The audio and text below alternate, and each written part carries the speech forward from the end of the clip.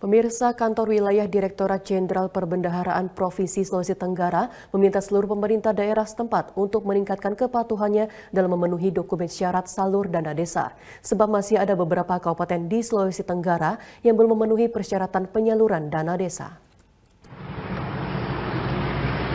Pencairan dana desa untuk termin kedua tahun 2022 akan segera disalurkan oleh pemerintah pusat ke seluruh desa di tanah air, di mana syarat pencairan dan penyalurannya adalah pemenuhan dokumen syarat salur dari pemerintah daerah setempat. Kantor Wilayah Direktorat Jenderal Perbendaharaan Provinsi Sulawesi Tenggara menyebut batas akhir penyetoran dokumen penyaluran dana desa bagi masing-masing pemerintah daerah paling lambat 24 Agustus 2022.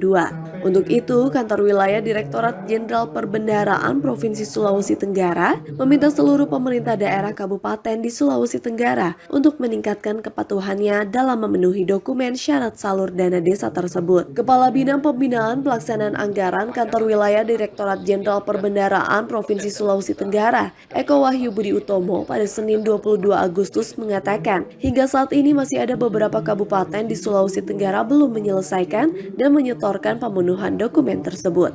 Menurut Eko, pihaknya terus melakukan koordinasi dengan Pemda dan para bupati selaku kepala daerah terkait kendala yang ditemui dalam proses penyelesaian dokumen syarat salur dana desa.